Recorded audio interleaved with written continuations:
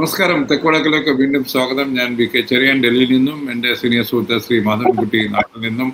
ഞങ്ങൾ ഇന്ന് ചർച്ച ചെയ്യുന്നത് കേരളത്തിലെ ഏറ്റവും വലിയ ഇടതുപക്ഷ പാർട്ടി, അതായത് CPM, അതും ഇന്ത്യയിലെ ഒരേ ഒരു ഇടതുപക്ഷ സർക്കാർ നയിച്ചിരുന്ന CPM വോട്ടിലൂടെ സ്ഥാനഭ്രഷ്ടരായിരിക്കുകയാണ്, അധികാരം പോയിരിക്കുകയാണ് 10 വർഷത്തിന് ശേഷം.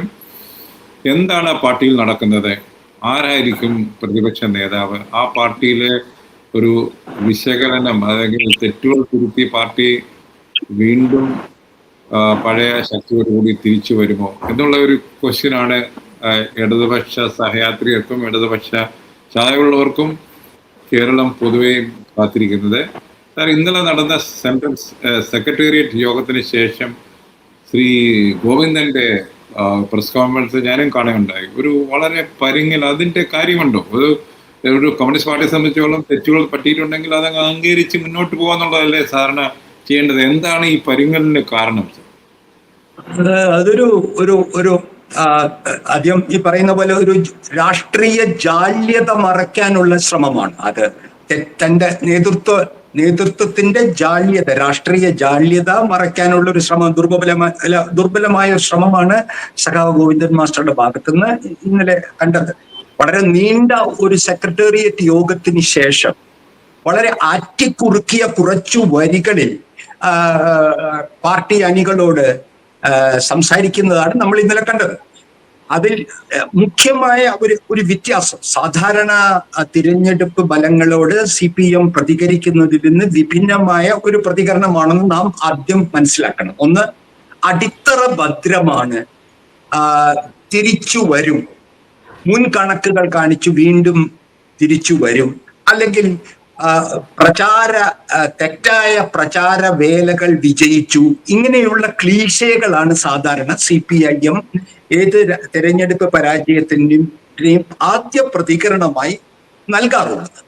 എന്നാൽ അതിൽ നിന്ന് വ്യത്യസ്തമായി ഇത്തവണത്തെ നീണ്ട സെക്രട്ടേറിയറ്റിന് ശേഷം ഒരു തലതിരിച്ചിടൽ നടക്കുന്നുണ്ട്. അതായത് ഈ പാർട്ടിയിൽ ഡെമോക്രാറ്റിക് സെൻട്രലിസം എന്നൊരു സംവിധാനത്തിന്റെ ഒരു രീതിയാണെങ്കിൽ, അല്ലെങ്കിൽ കമ്മ്യൂണിസ്റ്റ് പാർട്ടികൾ മേലെ നിന്ന് കെട്ടിപ്പടുക്കുന്ന പാർട്ടികളാണെന്ന തത്വത്തിൽ ആണ് പ്രവർത്തിക്കുന്നത്. ഇപ്പോഴും CPM അടക്കം പല കമ്മ്യൂണിസ്റ്റ് പാർട്ടികളും, മിക്ക കമ്മ്യൂണിസ്റ്റ് പാർട്ടികളും മേലെ നിന്ന് കെട്ടിപ്പടുക്കുന്ന പാർട്ടി. ഡെമോക്രാറ്റിക് സെൻട്രലിസത്തിൽ സെൻട്രലിസമാണ് മുഖ്യം. ഈ രണ്ട് അടിസ്ഥാന കാര്യങ്ങളിലാണ് CPM അതിന്റെ സംഘടനാപരം നിൽക്കുന്നത്. എന്നാൽ ഈ രണ്ട് സംഘടനാ തത്വങ്ങളുടെയും ഒരു തലതിരിച്ചിടലാണ് ഈ സെക്രട്ടേറിയറ്റിന് ശേഷം ഞാൻ ആദ്യമായി കേട്ടത്. അതായത് പാർട്ടി തിരഞ്ഞെടുപ്പ് വിലയിരുത്തൽ നടത്തുന്നത് പാർട്ടിയുടെ ഉന്നത കമ്മിറ്റിയല്ല, അതായത് പാർട്ടി സെക്രട്ടേറിയറ്റോ പാർട്ടി സംസ്ഥാന കമ്മിറ്റിയോ അല്ല. അത് കീഴ്ഘടകങ്ങളിൽ നിന്ന് തുടങ്ങിയ റിവ്യൂവിന് ശേഷം, പരിശോധനയ്ക്ക് ശേഷമാണ് സംസ്ഥാന കമ്മിറ്റിയും സംസ്ഥാന സെക്രട്ടേറിയറ്റും അത് ചർച്ച ചെയ്ത് കേന്ദ്ര കമ്മിറ്റിയുടെ തീരുമാനമായി പുറത്തു വരിക എന്ന് ആദ്യമായി, എനിക്ക് എൻ്റെ അഭിപ്രായത്തിൽ കമ്മ്യൂണിസ്റ്റ് പാർട്ടിയുടെ കേരളത്തിലെ ചരിത്രത്തിൽ ആദ്യമായി ഏറ്റവും താഴത്തെ അംഗങ്ങളുടെ അഭിപ്രായം പരിഗണിച്ച് മേൽക്കമ്മിറ്റികൾ, കേന്ദ്ര നേതൃത്വം ഒരു അവലോകനത്തിന് തയ്യാറാവുന്നു. അത്രത്തോളം നല്ലത്. പക്ഷെ അതിനോടൊപ്പം തന്നെ പാർട്ടി സ്വയം മലന്ന് കിടന്നു തുപ്പുന്ന, വേറെ കാരണമൊന്നും ഇനി പ്രത്യേകം കണ്ടെത്തണ്ട എന്ന് സ്വയം പറയുന്ന ഒരു വരി കൂടിയുണ്ട്. അത് കേരളത്തിലെ സഖാക്കൾ ശ്രദ്ധിക്കണം. അത് പറയുന്നത് ഇനി വരാൻ പോകുന്ന ഈ ബ്രാഞ്ച്, ലോക്കൽ, ഏരിയ കമ്മിറ്റി തുടങ്ങിയ യോഗങ്ങളിൽ അംഗങ്ങൾക്ക് ഭയരഹിതമായി, മറക്കരുത്, ഭയരഹിതവും സ്വതന്ത്രവുമായി അവരുടെ അഭിപ്രായങ്ങൾ പറയാനുള്ള അവസരം ഉണ്ടാകുമെന്ന് കമ്മ്യൂണിസ്റ്റ് പാർട്ടി പറയുകയാണ്. എന്താണ്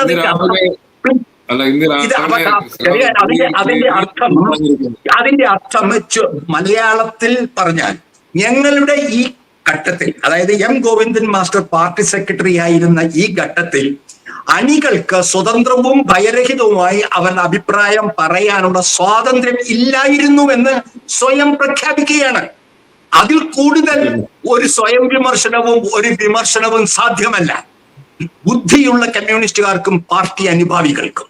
അവർ പറഞ്ഞിരിക്കുന്നു, ഞങ്ങൾ ഈ പാർട്ടിയിൽ അച്ചടക്കത്തിന്റെ പേരിൽ അണികളെയും അംഗങ്ങളെയും നിശബ്ദരാക്കുകയായിരുന്നു. അത് തന്നെയാണ് പരാജയ കാരണം.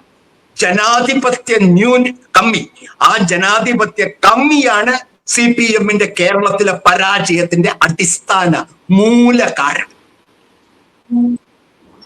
അല്ല, അപ്പൊ അങ്ങനെയാണെങ്കിൽ ഒരു ഈ ഭയരഹിതമായി പറയണം എന്ന് പറയുമ്പോൾ അവർ ഭയപ്പെട്ടിരുന്ന ആരെയാണ്? അവർ അവിടെ നിൽക്കുമ്പോൾ, അവർ അതേ സ്ഥാനത്ത് തന്നെ ഇരിക്കുമ്പോൾ അതിന് എത്ര സഹാക്കൾ തുനിഞ്ഞിറങ്ങും സർ?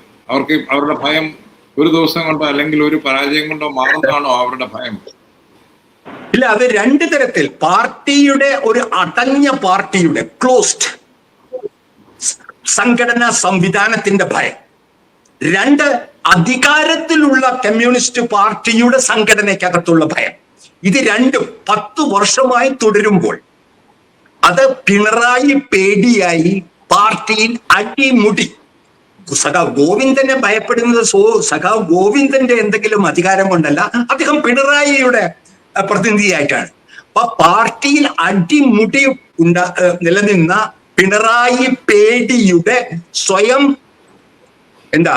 വിളിച്ചു പറയലാണ് പാർട്ടി സെക്രട്ടേറിയറ്റ് നടത്തിയത്. ഇനി വേറെ പ്രത്യേകം ബാക്കി ചെറിയ വിശദമായ കാര്യങ്ങൾ അന്വേഷിക്കാം. പക്ഷെ ഇനി അന്വേഷിക്കേണ്ട കാര്യമില്ലെന്നാണ് ഇടതുപക്ഷ രാഷ്ട്രീയത്തിനൊപ്പം നിൽക്കുന്ന എനിക്ക് തോന്നുന്നു. അല്ല സർ, അപ്പോൾ ആ പേടി ഇനിയും ഇതിന്റെ പ്രസക്തി ഇല്ല എന്ന് പറയുമ്പോൾ ഇതുവരെ പേടിപ്പിച്ചിരുന്ന ആൾ എന്താണ് ചെയ്യേണ്ടത്? അതുകൂടെ പാർട്ടി പറയണ്ടേ സർ? അത് നമ്മളുടെ എന്റെ നിലപാട് താങ്കൾ ചോദിക്കുകയാണെങ്കിൽ പറഞ്ഞിരുന്നു. സഖാവ് Pinarayi Vijayan party politburo അംഗത്തിൽ സ്ഥാനത്തു നിന്നും സഖാവ് ഗോവിന്ദൻ മാസ്റ്റർ സംസ്ഥാന സെക്രട്ടറി സ്ഥാനത്തു നിന്നും കേന്ദ്ര കമ്മിറ്റിയിൽ രാജി സമർപ്പിക്കുക, ഉത്തരവാദിത്വം ഏറ്റെടുത്ത് സ്വയം വിമർശനം നടത്തി സെൻട്രൽ കമ്മിറ്റിയിലാണ് അവർ ചെയ്യേണ്ടത്. അവിടെ നടത്തി അവർ തങ്ങളുടെ ചുമതലകളിൽ നിന്ന് മാറ്റണം എന്ന് ആവശ്യപ്പെടുക. സെൻട്രൽ കമ്മിറ്റി അത് സ്വീകരിക്കുക.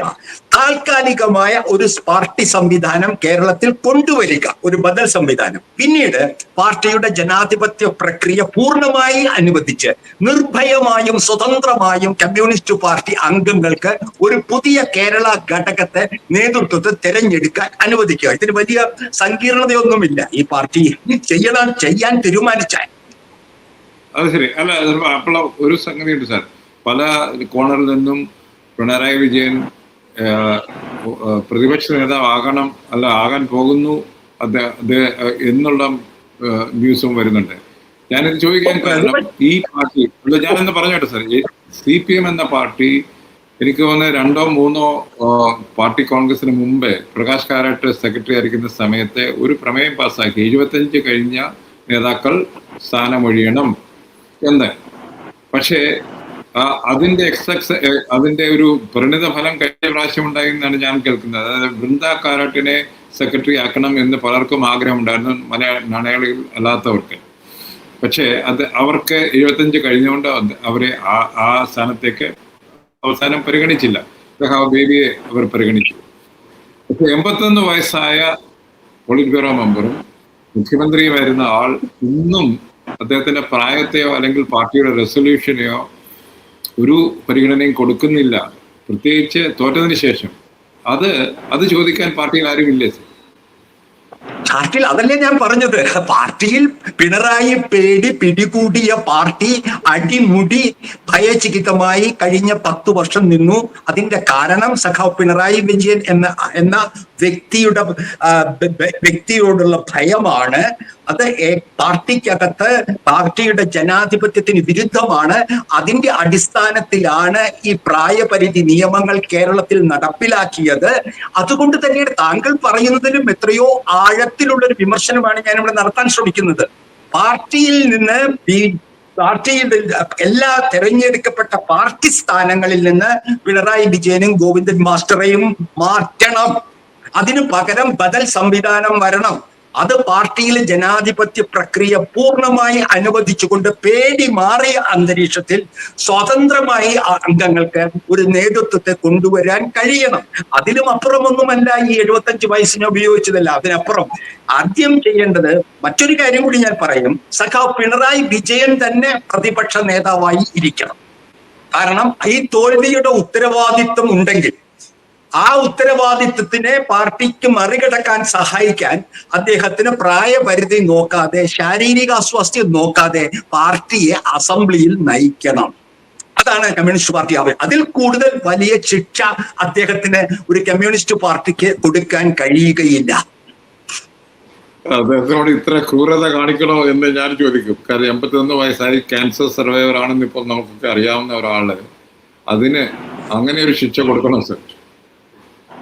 അതെ, അദ്ദേഹത്തിന് പ്രതിപക്ഷ സ്ഥാനം വഹിച്ച് അസംബ്ലിയിൽ എത്ര വർഷമാണ് ഈ അസംബ്ലി ഉള്ളതെങ്കിൽ അവിടെ ഇരുന്ന് 23 പേരുടെ നേതാവായി അല്ലെങ്കിൽ 36 പേരുടെ നേതാവായി ഈ UDF സർക്കാരിനെ വിമർശിച്ച് കൃത്യമായ പാതയിലേക്ക് പാർട്ടിയെ സഹായിച്ച്, കമ്മ്യൂണിസ്റ്റ് മാർക്സിസ്റ്റ് പാർട്ടിയെ തിരിച്ചു വരാൻ സഹായിച്ച് അദ്ദേഹത്തിന്റെ ഇതുവരെയുള്ള വ്യക്തിപ്രഭാവവും അദ്ദേഹത്തിന്റെ ആജ്ഞാശക്തിയും രാഷ്ട്രീയ ബോധവും ഉപയോഗിച്ച് അദ്ദേഹം ഈ UDF സർക്കാരിന്റെ ഏറ്റവും നല്ല വിമർശകനായി, ജനങ്ങളുടെയും പാർട്ടികളുടെയും ഏറ്റവും പ്രിയപ്പെട്ടവനായി മാറി ഈ CPM-നെ തിരിച്ചു കൊണ്ടുവരാൻ അദ്ദേഹം പ്രതിപക്ഷ നേതാവായും അസംബ്ലിയിൽ ഉണ്ടാവണം.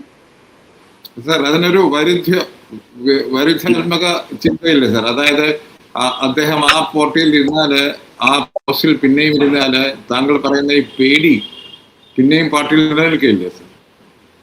എനിക്ക് മനസ്സിലായില്ല. ചെറിയ അദ്ദേഹം വീണ്ടും പ്രതിപക്ഷ നേതാവ് എന്നുള്ളൊരു താക്കോൽ സ്ഥാനത്ത് ഇരിക്കുകയാണെങ്കിൽ അദ്ദേഹത്തെ ചുറ്റിപ്പറ്റിയുള്ള ഒരു പേടി പാർട്ടിക്കകത്ത് മാറാൻ സാധ്യതയുണ്ടോ?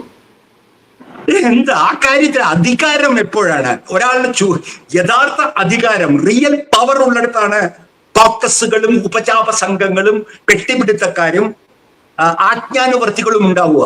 അദ്ദേഹം പ്രതിപക്ഷ മുഖ്യമന്ത്രി പ്രതിപക്ഷ നേതാവായിരുന്നാൽ അദ്ദേഹത്തിന് ഒരു അധികാര കേന്ദ്രമായി മാറാൻ കഴിയുകയില്ല. പാർട്ടി നേതൃത്വം മാറുന്നു. അദ്ദേഹം പോളിറ്റ് ബ്യൂറോ അംഗമല്ലാതാവുന്ന നിമിഷം ഒരു MLA-യും അദ്ദേഹത്തിന്റെ ആശ്രിതരായി പ്രത്യക്ഷപ്പെടില്ല എന്ന് ഞാൻ നിങ്ങൾക്ക് വാക്ക് തരുന്നു. അതുകൊണ്ടല്ലേ ഇപ്പോൾ തന്നെ നോക്കൂ, ഒരു തിരഞ്ഞെടുപ്പ് കഴിഞ്ഞ് തന്റെ പാർട്ടി തോറ്റിട്ട് പുറത്തിറങ്ങി ജനങ്ങളെ അഭിമുഖീകരിക്കാൻ കഴിയാത്ത ഒരു കമ്മ്യൂണിസ്റ്റ് നേതാവാണ് കേരളത്തിന്റെ ചരിത്രത്തിൽ താങ്കൾ കേട്ടിട്ടുണ്ടോ? എന്നോട് പറയൂ, ഞാൻ എല്ലാം പറയുന്നത്. താങ്കൾ പാർട്ടി അതിനൊരു കാരണം കൂടി ഇല്ലേ സാർ? ഞാനല്ലാതെ മറ്റാരുണ്ടെന്നുള്ളൊരു പോസ്റ്റർ കേരളത്തിൽ മൊത്തം ഇപ്പോഴും ഇരിപ്പുണ്ടോ എന്ന് എനിക്ക് അറിഞ്ഞുകൂടാ. അങ്ങനെയുള്ള നേതാവ് പുറത്തിറങ്ങി ജനങ്ങളെ ശ്രീ ചെറിയാൻ, അങ്ങനെയുള്ള നേതാവ് വീട്ടിൽ ഇരിക്കുകയില്ല, അടച്ചിരിക്കുകയില്ല, പ്രസ്താവന ചെയ്യാതിരിക്കുകയില്ല, അണികളെയും ജനങ്ങളെയും അഭിസംബോധന ചെയ്യാതിരിക്കുകയില്ല. അത്ര അധികാര ശക്തിയും ആജ്ഞാശക്തിയും ഉള്ള നേതാവാണെങ്കിൽ ഇദ്ദേഹം വാ തുറന്നിട്ടില്ല. ഞാൻ ഒരു ഉദാഹരണം കൂടി എന്നോട് പറയാൻ അനുവദിക്കണം. ചരിത്രത്തിന്റെ ഒരു ശക്തി. വിമോചന സമരം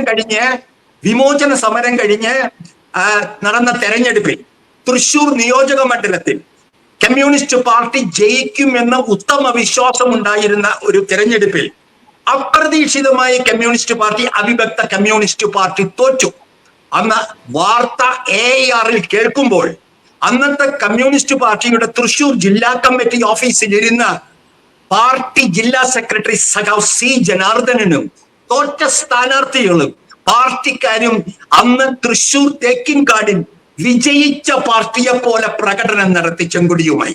ചരിത്രം ഞാൻ ഓർമ്മിപ്പിക്കുകയാണ്, എന്റെ പ്രായത്തിന്റെ ശക്തിയിൽ ഞാൻ ഓർമ്മിപ്പിക്കുകയാണ്. അങ്ങനെയാണ് കമ്മ്യൂണിസ്റ്റ് പാർട്ടി പരാജയങ്ങളെ നേരിട്ടിട്ടുള്ളത്.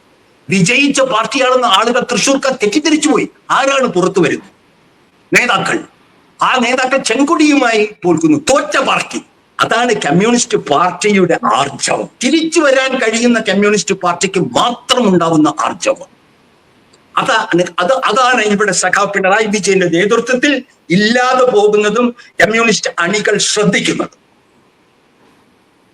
അതുകൊണ്ട് തന്നെയാണ് സാർ ഞാൻ ചോദിച്ചത്, അദ്ദേഹത്തെ പ്രതിപക്ഷ നേതാവാക്കണം എന്ന് പറയുമ്പോൾ അത് താങ്കൾ പാർട്ടിയുടെ നിലനിൽപ്പിനെ തന്നെ ചോദ്യം ചെയ്യുന്ന ഒരു ഇതല്ലേ. അദ്ദേഹത്തിന് ഇതുവരെ വാതുറക്കാൻ കഴിയുന്നില്ല. ശ്രീ ചെറിയാൻ, താങ്കൾക്ക് എന്റെ കറുത്ത പരിഹാസം മനസ്സിലാവില്ലെന്ന് തോന്നുന്നു.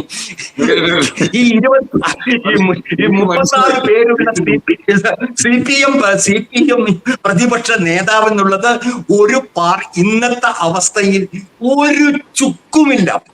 പാർട്ടിയെ കുറിച്ച് ഒരു ചുക്കും അറിയാത്തവരാണ് പ്രതിപക്ഷ നേതാവ് സ്ഥാനം വളരെ പ്രധാനമാണെന്ന് കരുതുന്നത്. ഞാൻ അങ്ങനെ കാണുന്നില്ല. ഇത് പിണറായി വിജയനുള്ള ശിക്ഷയായിട്ടാണ് ഞാൻ കാണുന്നത് ആ പ്രതിപക്ഷ നേതൃസ്ഥാനം. അത് ആരോ ജനയുടെ വേറെ ആളെ പറ്റി കേട്ടപ്പോൾ അദ്ദേഹം ആ ചെയർമാൻഷിപ്പിൽ തുടരാൻ ശ്രീ പിണറായി ആവശ്യപ്പെട്ടു. കാരണം അദ്ദേഹത്തിന് ക്യാൻസർ ആയിരുന്നു. ക്യാൻസറിന്റെ ട്രീറ്റ്മെന്റിന്റെ അത് ഞാൻ സംസാരിക്കില്ല. ഒരിക്കലും സഖാവിന്റെ ആരോഗ്യസ്ഥിതി ഞാൻ എന്റെ വായിൽ നിന്ന് അത് ഞാൻ ഒരിക്കലും പറഞ്ഞിട്ടില്ല. 10 വർഷം ഒരാളെ പറ്റിയും പറയുകയില്ല. അത് അദ്ദേഹത്തെ താങ്കളെ പറ്റിയും പറയുകയില്ല. അതെന്റെ രാഷ്ട്രീയ നിലവാരത്തിൽ നിരക്കുന്നത്. അല്ല, ഇങ്ങനെയൊക്കെയുള്ള ചില ദയാദാക്ഷിണ്യങ്ങൾ പാർട്ടി അദ്ദേഹത്തോട് ചെയ്യുന്നു എന്ന് നമുക്ക് കരുതാം. ഇല്ല, ഞാൻ എന്റെ വായിൽ നിന്ന് അദ്ദേഹത്തിന്റെ ആരോഗ്യസ്ഥിതിയെ കുറിച്ച് ഒരു വാക്ക് കിട്ടുകയില്ല. ഞാനത് പറയുന്നില്ല, വേറെ ആളുടെ പറ്റി ഇങ്ങനെ പറഞ്ഞപ്പോൾ പറഞ്ഞതേ ഉള്ളൂ. എനിക്ക് തോന്നുന്നത് താങ്കളുടെ അതൊരു പരിഗണനയേ അല്ല. ഞാൻ ഈ പറഞ്ഞ കാര്യങ്ങളിലൊന്നും ഒരു പരിഗണനയേ അല്ല. രോഗാവസ്ഥ ഒരു പരിഗണനയേ അല്ല കമ്മ്യൂണിസ്റ്റ് പാർട്ടിയുടെ ഈ നേതൃത്വ മാറ്റത്തിൽ. അതൊക്കെ മാധ്യമ പ്രവർത്തകർക്ക് ഇവിടെ അതിനും അടിസ്ഥാന പ്രശ്നം പാർട്ടിയുടെ ജനാധിപത്യവൽക്കരണമാണ്. പാർട്ടിയുടെ ജനാധിപത്യവൽക്കരണവും നവീകരണവുമാണ് ഈ പാർട്ടി കേരളത്തിൽ തുടരണമെങ്കിൽ ഇതിന് ആവശ്യം. അല്ലെങ്കിൽ അത് ബംഗാൾ പോലെ ഇല്ലാതായിക്കൊണ്ടിരിക്കും. ബംഗാളിൽ ഇത്ര കാലം കഴിഞ്ഞിട്ട് 4.2% ഒരു കനലും. അതുപോലെ ആവാതിരിക്കണമെങ്കിൽ കമ്മ്യൂണിസ്റ്റ് പാർട്ടി അടിമുടി സംഘടനാപരമായ പുതിയ സാഹചര്യങ്ങളിൽ ഒരു കാര്യം കൂടി താങ്കൾക്ക് സെക്രട്ടേറിയറ്റിൽ നടന്ന കാര്യം ഞാൻ ഇപ്പോൾ അറിയുന്നത് കൂടി താങ്കളോട് പങ്കിടാം. എന്തുകൊണ്ട് ശൈലജ ടീച്ചർ പേരാവൂരിൽ നിൽക്കേണ്ടി വന്നു? എന്താണ് സംഭവിച്ചതെന്ന് സഖാവ് ശൈലജ ടീച്ചർ ഇന്നലെ സെക്രട്ടേറിയറ്റിൽ പറഞ്ഞതായി റിപ്പോർട്ടുകൾ വന്നുകൊണ്ടിരിക്കുന്നു. അവർ പറയുന്നത് എന്നെ നിർബന്ധിച്ച് നിർത്തിയതെന്നാണ്. പേരാവൂരിൽ നിർത്തിയതാണ്. തോൽക്കുമെന്ന് ആർക്കാണ് അറിയാത്തതെന്ന്. അപ്പൊ പാർട്ടിക്ക് അകത്ത് മാത്രം പറയേണ്ട ചില വസ്തുതകൾ, പാർട്ടിക്ക് പുറത്ത് ഒരു സത്യം. ഇത് അടിസ്ഥാനപരമായ കമ്മ്യൂണിസ്റ്റ് ധാർമ്മികതക്കെതിരാണ്. പാർട്ടിക്ക് അകത്തും പുറത്തും ഒരു വസ്തുതയേ ഉള്ളൂ, ഒരു സത്യമേ ഉള്ളൂ: പേരാവൂരിൽ തോൽക്കും. എന്നിട്ടും ടീച്ചറാണ് ഉത്തരവാദി. ഞാൻ അപമാനത്തിന് ഉത്തരവാദി വേറെ ആരുമല്ല. ടീച്ചർ എന്തുകൊണ്ട് മത്സരിക്കണമെന്ന് ആഗ്രഹിച്ചു? ഇല്ലെങ്കിൽ പേരാവൂർ മത്സരിക്കാൻ നിർബന്ധിക്കുമായിരുന്നു. മത്സരിക്കണമെന്ന് ആഗ്രഹിക്കുന്ന ഏത് പാർലമെന്ററി വ്യാമോഹത്തിന്റെ കനൽ ഉള്ളിലുള്ള ഒരു കമ്മ്യൂണിസ്റ്റുകാരനും ഈ പറയുന്ന ഈ ഏകാധിപത്യത്തെ വെല്ലുവിളിക്കാനാവില്ല. പാർട്ടിയെ ഗ്രസിച്ചിരിക്കുന്നത് 2 തെറ്റുകളാണെന്ന് ഞാൻ മനസ്സിലാക്കുന്നു. ഒന്ന്, പാർലമെന്ററിസം, പ്രവർത്തനം ഈ ഇലക്ഷൻ ജയിക്കലും മാത്രമാണെന്ന് ഒന്ന്. 2, പാർട്ടിയിസം, ജനങ്ങളെക്കാൾ വലുതാണ് പാർട്ടി എന്ന തെറ്റായ കമ്മ്യൂണിസ്റ്റ് ബോധം. പാർട്ടിക്ക് മേലെ ജനങ്ങൾക്കു മേലെ, ബഹുജനങ്ങൾക്കു മേലെ പാർട്ടിക്ക് അതിൻ്റെതായ ഒരു താല്പര്യവുമില്ലെന്ന് സഖാവ് സ്റ്റാലിൻ ഇവരിപ്പോഴും ജനാധിപത്യവാദിയായി കൊണ്ടു നടക്കുന്ന സ്റ്റാലിൻ പറഞ്ഞിട്ടുണ്ട്. ഈ ബഹുജന സമൂഹത്തിന് മുകളിലാണ് CPM എന്ന പാർട്ടി. ആ CPM എന്ന പാർട്ടി അധികാരത്തിൽ വന്നാൽ അതിന് ജനങ്ങളുടെ മേലുള്ള അധികാരമാണെന്ന് കരുതുക. അടിമുടി കമ്മ്യൂണിസ്റ്റ് വിരുദ്ധമായ ഒരു നിലപാടിലൂടെയാണ് കഴിഞ്ഞ 10 വർഷമായി ഞാൻ അറിയുന്ന CPM പോയിട്ടുള്ളത്. അത് തിരുത്തിക്കൊണ്ടല്ലാതെ ഈ പ്രതിപക്ഷ നേതാവിന്റെ പ്രശ്നമോ മറ്റുമൊക്കെ വെറും ചെറിയ പ്രശ്നങ്ങൾ അതല്ല. അടിസ്ഥാനപരമായി കമ്മ്യൂണിസ്റ്റ് ധാർമ്മികത വീണ്ടെടുക്കുക, കമ്മ്യൂണിസ്റ്റ് പാർട്ടിയിൽ ജനാധിപത്യം വീണ്ടെടുക്കുക, അതാണ് വേണ്ടത്. BJP-യെ പോലെ കോൺഗ്രസ് ഒരിക്കലും ഒരു ഇടതുപക്ഷം. അത് മാത്രമല്ല, ഞാൻ താങ്കൾ ശ്രദ്ധയിലേക്ക് വേറെ ഒരു കാര്യം കൂടി താങ്കൾ കണ്ടിരിക്കില്ല. പറയാം, അതൊരു അടിസ്ഥാനപരമായ ഒരു കാഴ്ചപ്പാട്. Doctor B. ഇക്ബാൽ CPM-ന്റെ സഹയാത്രികനും അംഗവും സ്ഥാനാർത്ഥിയും നിരവധി സ്ഥാനങ്ങൾ വഹിച്ചിട്ടുള്ള എന്റെ സുഹൃത്ത്, ഇന്ന് അദ്ദേഹം പറയുകയാണ് ഭാവിയിൽ കേരളത്തിലെ ഇടതുപക്ഷവും UDF-ഉം തമ്മിൽ ക്രിയാത്മകമായ സഹകരണം വേണമെന്ന പാർട്ടിയുടെ വൈസ് ചാൻസലറും സ്ഥാനാർത്ഥിയുമായിരുന്ന ഡോക്ടർ ഇക്ബാൽ പറയുന്നു. ഇത് പറഞ്ഞതിന് കേട്ട ചീത്തകൾ എത്രയാണെന്ന് താങ്കൾക്കറിയാമോ? ഇത്തരത്തിലുള്ള ഒരു ഫാസിസ്റ്റ് വിരുദ്ധ രാഷ്ട്രീയം കേരളത്തിൽ ഉണ്ടാവണം, അതിന് CPM നിൽക്കണമെന്ന് പറഞ്ഞതിന് ഞാൻ അടക്കമുള്ള എത്രയോ ഇടതുപക്ഷക്കാർ ഇപ്പോഴും ചീത്തയും തെറിവിളിയും കേട്ടുകൊണ്ടിരിക്കുന്നു. ഇപ്പോൾ തോൽക്കുമ്പോൾ പറയാൻ കഴിയുന്ന ധൈര്യം, CPM തോൽക്കുമ്പോൾ മാത്രം പറയാൻ കഴിയുന്ന ധൈര്യത്തിൽ സഖാബ് ഇക്ബാൽ പറയുമ്പോൾ എനിക്ക് വാസ്തവത്തിൽ വളരെ എന്താ പറയുക, ഇതാണ് ദുരന്തം. സംസാരിക്കാനുള്ള കഴിവ് നഷ്ടപ്പെടുക, അതാണ് സംഭവം. ബെറ്റർ ലേറ്റ് ദാൻ നെവർ എന്ന് നമ്മൾ ഇംഗ്ലീഷിൽ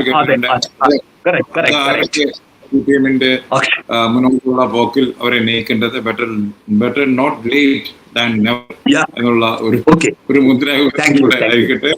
നന്ദി, നമസ്കാരം. വേറെ വിഷയം വീണ്ടും